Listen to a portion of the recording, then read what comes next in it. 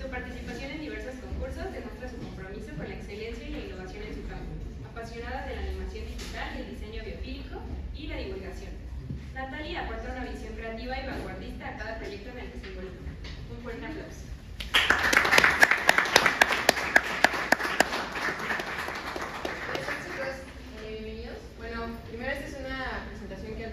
Para mí es un tema muy interesante para todos los arquitectos y hasta los no arquitectos, y creo yo que es muy importante ahorita con todo lo sucedido después de la pandemia y antes. Primero les quiero preguntar a ustedes que si ustedes creen que si un edificio puede sanar a las personas. ¿Ustedes creen que sí? Sí. Exacto. Sin embargo, así como puede sanarlo, también puede enfermarlo. Pero primero les voy a leer una frase de un arquitecto, James Forshek, que decía que la arquitectura tiene la habilidad tiene habilidades sanadoras, pero también es responsabilidad de los arquitectos que estos edificios o esta arquitectura aprovechen ese poder. Entonces, como les decía, también la arquitectura tiene la posibilidad también como de curarnos, también como enfermarnos. Allá corría el siglo XIX, cuando la tuberculosis daba a todo tope y matando a gente. ¿Y esto por qué? Porque los edificios en los que ellos estaban regularmente no estaban bien diseñados. No sé si ustedes recuerdan que algunas viviendas tenían pequeñas ventanas donde casi no dejaban pasar la luz, y esto provocaba que la tuberculosis se quedara en esos lugares, ya que ahí podía estar creciendo. Por eso la gente regularmente enfermaba muchísimo, porque cuando te enfermas estás en tu casa, como cuando nos dio a muchos COVID, ¿qué pasaba? Nos encerrábamos. Entonces, esta tuberculosis se empezó a desarrollar cada vez más porque carecía de ventilación y espacios iluminados, ¿no? Y ahorita es importante mencionarlo, más que nada, porque nosotros al menos pasamos del 80 al 90% de nuestro tiempo o de nuestro día encerrados, que esto es como 20 horas al día, de nuestras 24 horas. O sea, ahorita, por ejemplo, estamos encerrados.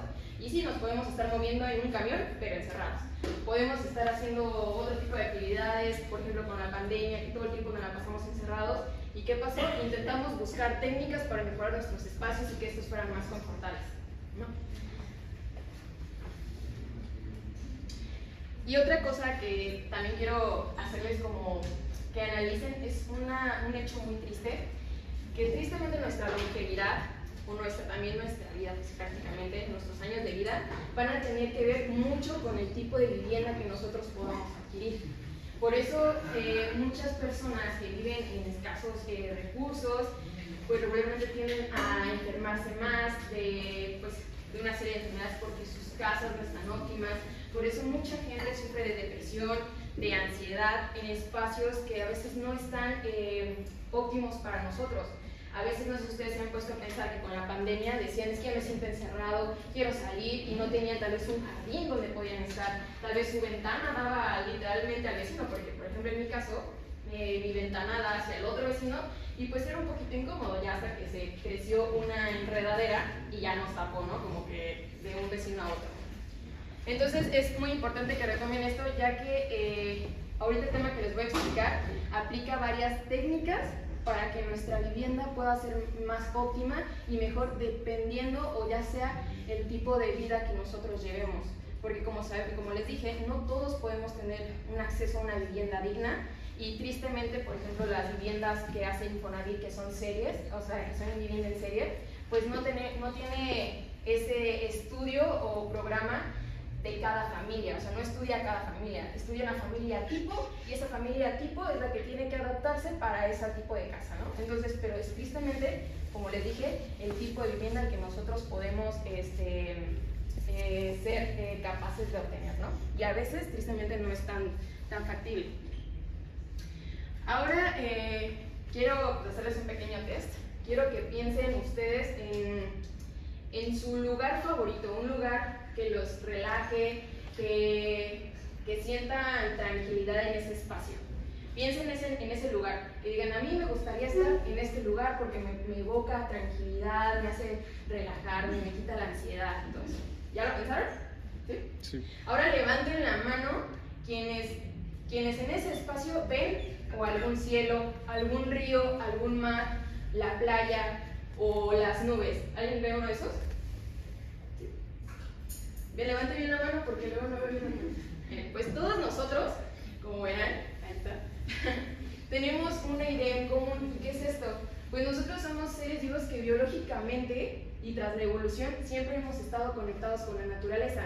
Entonces, ¿qué es lo que pasa con el tiempo?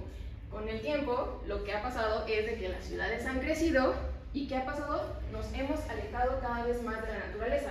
Por eso nuestros lugares favoritos y de relajación pues son espacios verdes, porque justo son lugares que no estamos en contacto seguido.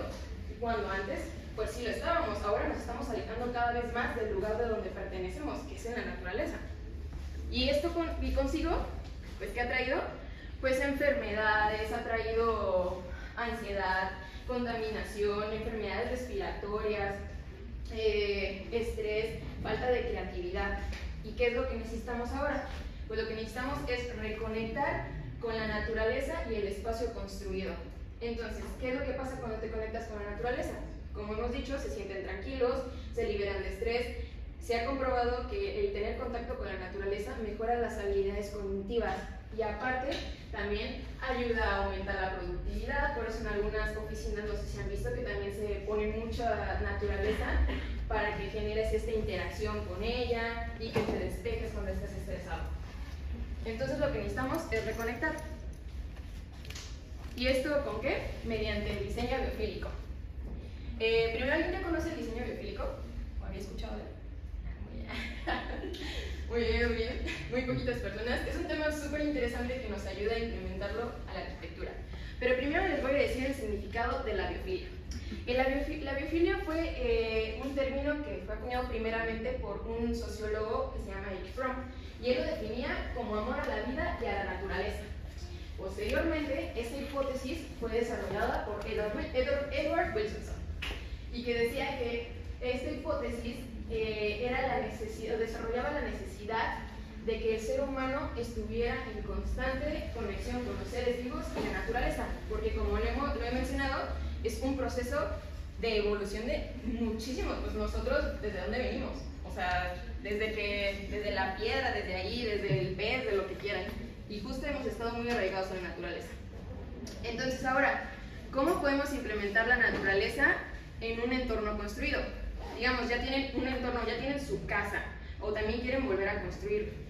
Pues bueno, posteriormente, Stephen Keller, otra persona, un ecologista, agarró toda esta información de Erich Fromm y de Edward Wilson, ¿y qué hizo?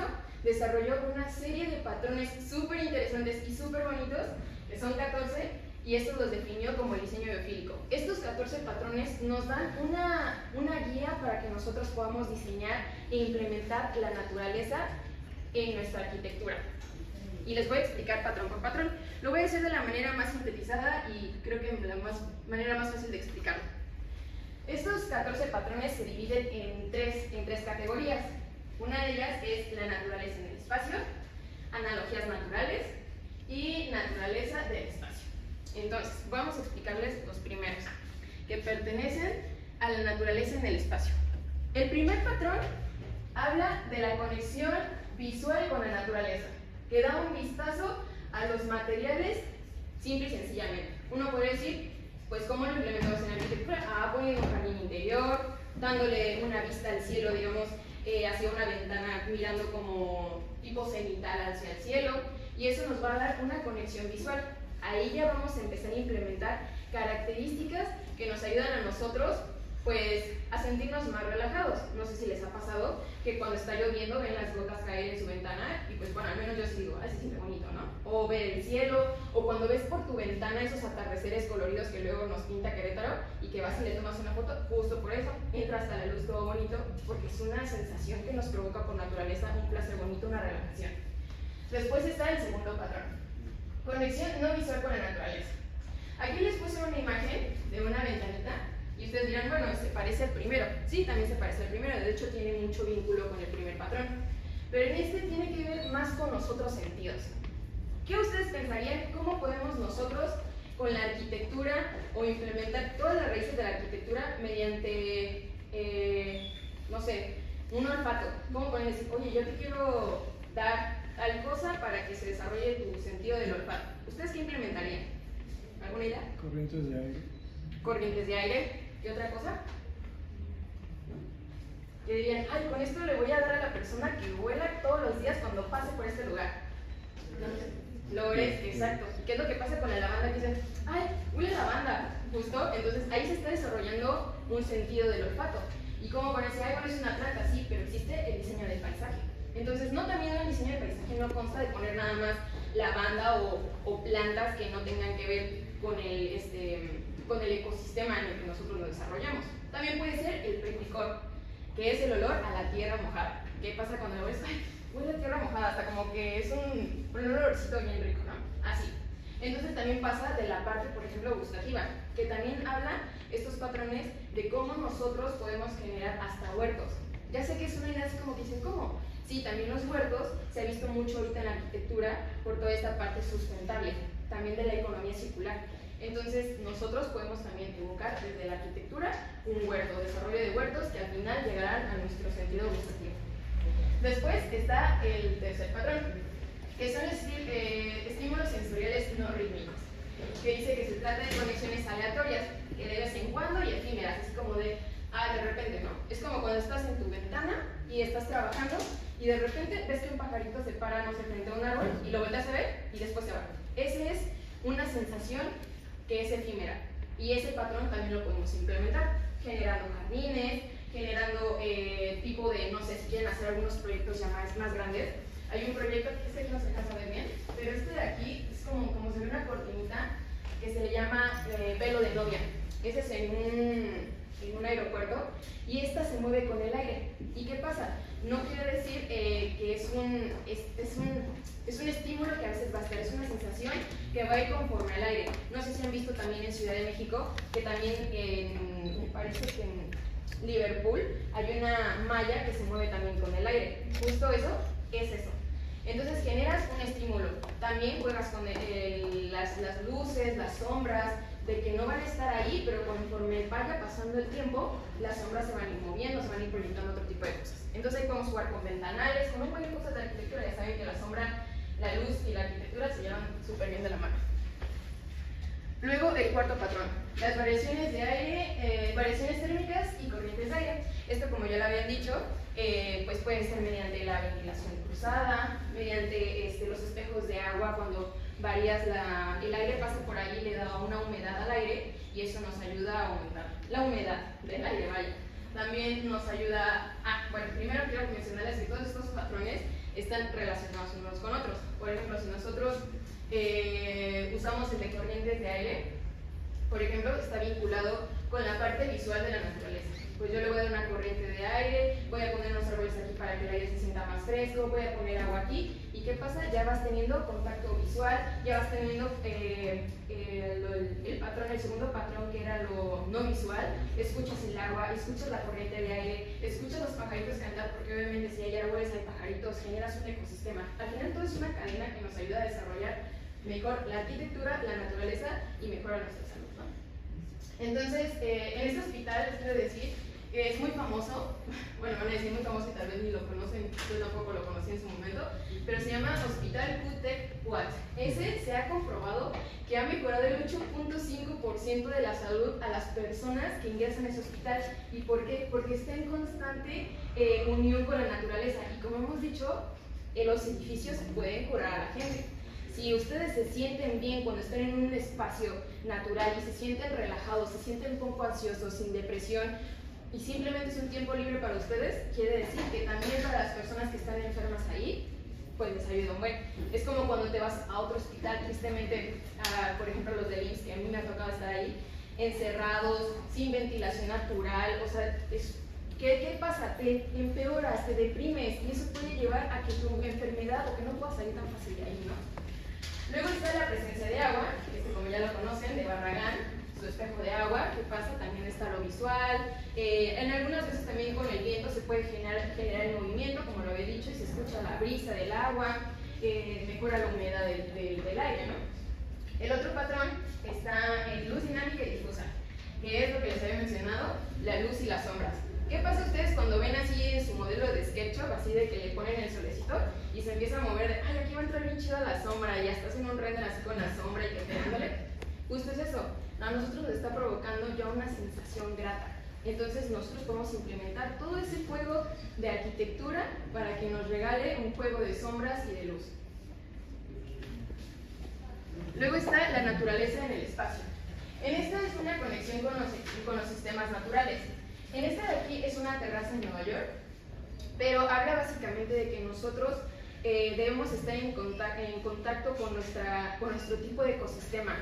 Porque es como, no sé si escucharon que las jacarandas florearon mucho antes. ¿Qué quiere decir eso? Que hay algo mal con el ecosistema, que hay algo mal con el planeta. Entonces quiere decir que si nosotros, bueno, por ejemplo en este caso, si nosotros implementamos una terraza con árboles caducifolios, que son los que caen, sus hojas se caen dependiendo la temporada, pues si está en la temporada correcta y se le caen las hojas, pues van a decir, ah, ok, este ecosistema o donde yo estoy o donde yo vivo está bien y se está desarrollando bien. Pero ¿qué pasa como las flores de las jacarandas, que a pesar de que no son de aquí de México, o sea, dices, uno se impresiona y dice, es que cómo se pudo ya florear, ya cómo pudieron florear los árboles de las jacarandas, y es preocupante, ¿no? Entonces por eso todavía mayor necesidad de implementar la naturaleza en la arquitectura, porque pronto nos va a absorber también lo de la contaminación. Después están las analogías naturales, que son las formas y patrones biomórficos. En esta hacemos una referencia a todas las formas que podrían compararse con la naturaleza. Por ejemplo, este de aquí, que yo no sabía, justo haciendo esta presentación, dije, órale, este hospital está en Ciudad de México, se llama Hospital Manuel Sea, y justamente hace una malla tipo panal. Entonces alguien diría, llega y dices, ay, se parece a un panal. O sea, tal vez es una sensación de lo más como simple a una gran escala, pero a alguien le puede provocar algo. Alguien diría, ay, se parece a un panal, y tal vez te podría provocar una alegría. Ver una analogía simple de la naturaleza también provoca emociones en nosotros. Unas tienen mayor impacto que otras. Obviamente no es lo mismo ver esto que ver un bosque, como lo sabemos, pero cada una tiene un impacto dependiendo del nivel en que entre más se le acerque a la naturaleza. Luego está la escalera del Hotel Tassel, que también hace una analogía a toda esta forma curva. Como sabrán, la naturaleza no se lleva con las líneas rectas, entonces hace una analogía a que utilicemos formas más orgánicas. No quiere decir que también en sus proyectos puedan o no puedan usar formas orgánicas, pero pueden variar, por ejemplo, en el barandal, en el terminado de los escalones. La arquitectura también está en los pequeños detalles. Después está la conexión de los materiales con la naturaleza. Esta pues ya, muy sencillo, ¿no? Cómo nosotros podemos implementar materiales de manera directa en nuestras casas. Como por ejemplo a veces, no sé si han visto que últimamente se ha puesto de moda, y eso es una moda que creo que debería de permanecer todo el tiempo, que ponen su piedra natural, que rescatan algunas obras, que tratan hasta de escarapelar las paredes para ver esa naturalidad del material. Justo es importante para que nosotros sigamos teniendo ese contacto con la naturaleza. Después la complejidad y el orden, que es básicamente la sucesión Fibonacci o la proporcionable, que al final, no sé qué aquí, pero son los mosaicos de alguna mezquita, y eso siguen patrones de la naturaleza. Como ya sabemos, la naturaleza se forma por fractales, entonces mucha gente utiliza un fractal. El fractal es todo aquello que se puede repetir de forma infinita y nunca cambiar su forma. Ya casi me acaba el tiempo. Y después analogías naturales, que es el panorama, como ya sabrán, es del Salk Institute, que por cierto no se le puso ningún árbol porque decían que era un camino hacia el cielo. Eso fue lo que el arquitecto decidió también, para que no se viera sucia, por así decirlo. Pero ¿qué pasa? También hay un canal de agua, te da ese panorama, ¿no? Entonces también nosotros podemos hacer panoramas en nuestra arquitectura. Después la parte del refugio, que es un lugar para retirarse. Ese es el lugar donde dicen, no me molesten, quiero estar tranquila. Y regularmente son los jardines donde se medita, por ejemplo en Japón, ¿no? Y la parte del misterio. También la parte del misterio son esos caminos que nosotros podemos implementar en proyectos grandes o hasta en paisajismo, que son curveados y que dices, ay, ven, vamos para acá, que le dices a la persona con la que estás, o como que te da esa curiosidad a entrar a ese nuevo lugar. Ese también es un patrón que nos ayuda a relajarnos, a estar tranquilos, a descubrir, porque también nos gusta descubrir a nosotros, ¿no? Y más con la naturaleza. Y el último, el riesgo y el peligro. Es una amenaza. Bueno, ustedes van a decir, ¿cómo que me vas a poner en peligro? Un poquito así, pero que también tenga esa parte de resguardo. No sé si alcanzan a ver bien esta imagen, pero son de unos arquitectos que colocaron una piedra, no sé cuántas toneladas, sobre un caminito. De hecho, aquí nada más tiene sus apoyos. Y uno dice, ay, como que me da miedo, pero ¿qué harías? Vas y te tomas una foto ahí, ¿no? Pero también vas y exploras y dices, ¿cómo lo hicieron para cargar? Entonces, al final, esto también es una implementación de un patrón, mientras obviamente te sientas seguro. No sé si han visto los edificios que están llenos de cristal y que te ves hacia abajo. ¿Qué pasa? O sea, tienes un miedo, pero sabes que no te vas a caer porque pues, estás seguro. Entonces, al final, eso también puede ser parte de la arquitectura.